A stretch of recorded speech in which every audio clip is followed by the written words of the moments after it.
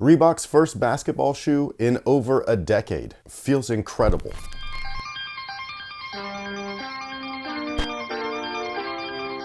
Hey, what's going on, guys? My name's Chris. Welcome back to the official WearTesters.com YouTube channel. Today we got a detailed look and breakdown on these potential bad boys right here. This is the Reebok Engine A. I don't have a box. They came in this ridiculously large media kit, so I apologize. I don't know what the hell they come in. I would be curious to know, because if it's something throwback, I think that would be sick. Why is it so big? That's what she said.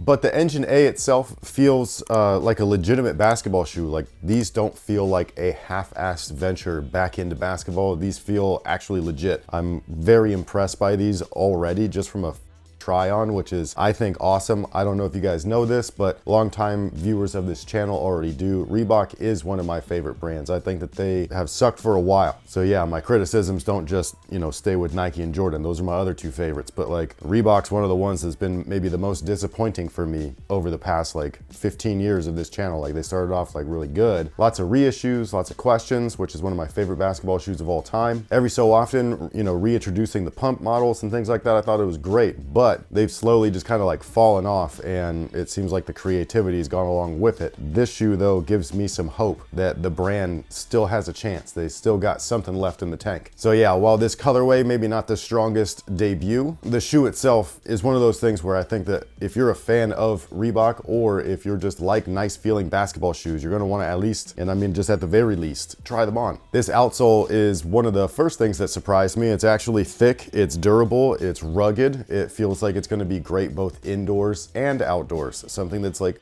rare nowadays. I will say that the rubber, or at least the traction pattern within the rubber, is shallow, but like I said, the rubber itself doesn't feel cheap or paper thin or super pliable. It actually feels old school, dude. Like, I like this. This is really cool. It almost reminds me of some of their old training stuff. So this right here, just again, I was impressed right from the jump. And the cushion is the second aspect. So what you're looking at on the bottom here, these two bright red portions, that's actually Reebok's return of the ERS system. And ERS stands for Energy Return System. I probably shouldn't have said ERS system. It's like saying chai tea. Would I ask you for a coffee with room for cream? No.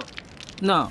For those of you guys that don't know, the ERS system was introduced way back in 1987, so this is not anything new. However, the implementation of this style or version of it definitely is. The original stuff, which is what they've really mimicked this to look like, which is another thing that I really love. Like, this is what like a Jordan brand or a Nike should be doing. Like, taking things that are so familiar, but updating them. You know what I'm saying? Like, we've said this many times before. Take a Jordan 3 and make it playable for basketball today. Lots of people still fuck with that shoe. You'd think that they wouldn't want to hoop in something like that. I'm pretty sure they do. This is the same thing right here. You look at this ERS system, at least for me, and I was just like, yo, are these actually real? Are these real energy return tubes? And they are not, but the original stuff was, and it was really interesting. So if you were to take the tube system, or the tube concept, very much like their cloud, whatever, the holes through the thing, or K-Swiss tubes, that's essentially what these packs would have been. And so your impact would have compressed the tube, and then it would have bounced back into shape. Now, these are not tubes. They just look exactly like what the tubes used to look like, which I think is really dope. And instead, what they've got here are nitrogen infused foam pads. They feel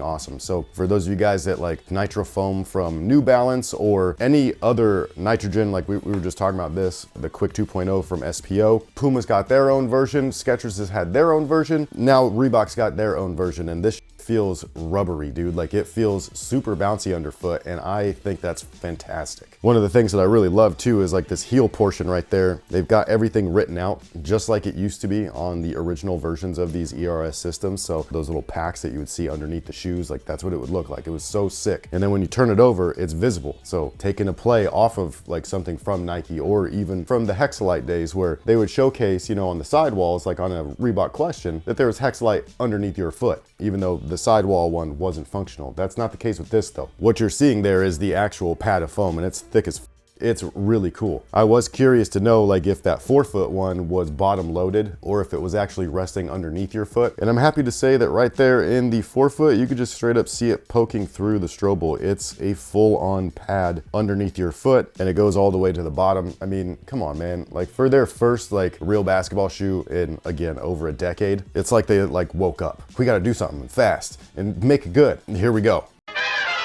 The insole is this piece of right here. I don't think it's anything too crazy. It's not horrible. It's just flat, so there's no real shape to it. The material itself is dense, so it's gonna be good for performance, but it's also fully replaceable, so if you wanted to take it out and swap it out for anything else, feel free to do that. I forgot to mention that the foam that they use to encase everything is just a lightweight EVA, so it's not anything fancy. There's a stability feature right there in the back, which is this TPU panel. They've even got the ERS like poking out the back, just like it used to. Like, this is cool, man. Now, the upper is the one thing that's, for me at least, not really like anything special. This is very modern. I say this all the time with every brand. Honestly, like, I feel like a broken record and I hate going over this part, but all right, people, let's do this one last time. we've got modern materials on here. I do wish that there was a little bit of something else, especially with it being Reebok. Reebok used to make some really premium shit, dude. Like, they used to make, hold on. Let's just say that Reebok didn't play around when it came to materials, man. They were kicking ass. So this area is definitely like lackluster for me, at least as a old school Reebok fan. But as far as modern day performance, this is what the people want. So there you go. You got textiles on the base layer. Over that is just plastic, lots of plastic. All this silver and plastic. It's very thick plastic, it's strong, so it's gonna be durable. It doesn't feel cumbersome. It doesn't feel like it pinches my foot in any way. So in that sense, I think that performance-wise, it's gonna work. Casually, I don't know. I think this colorway just isn't it.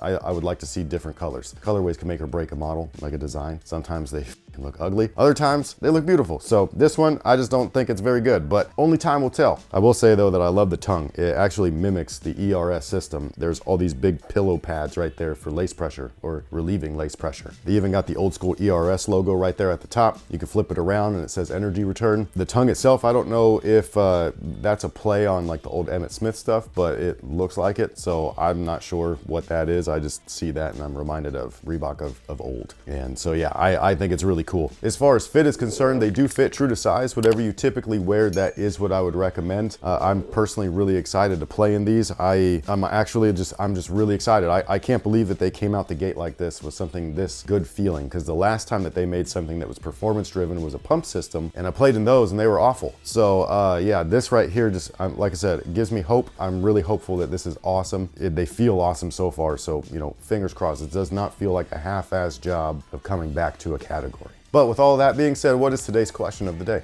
Were you ever a pro wrestling fan? And if so, who were some of your favorites? Yes, there were eras. There was very little me. You know, that was the Andre the Giant, Hulk Hogan, Macho Man, Randy Savage, probably one of my faves back then. I used to watch that, and then I don't know what happened. I think I really just got into superheroes and shit. I never really looked back. And then there was the WCW and NWO and WWF battle thing, like, and that whole thing, bro, like I got sucked right back into that shit. So it was like soap opera for boys, you know what I mean? And it was so over the top and ridiculous, but fun. Like Monday nights were epic. Going to school on Tuesday, being like, yo, did you see like that? You know what I mean? Or the cage match and like all this shit. Like, it was great, man. I loved the whole NWO thing, like the red one, the white one, like just the whole shit was fucking sick, man. I loved The Rock, Stone Cold, Sting. I mean, Macho Man was still there. So was Hulk Hogan. They were old as but like they were still getting down. X-Pac and Kane, I think it was Undertaker's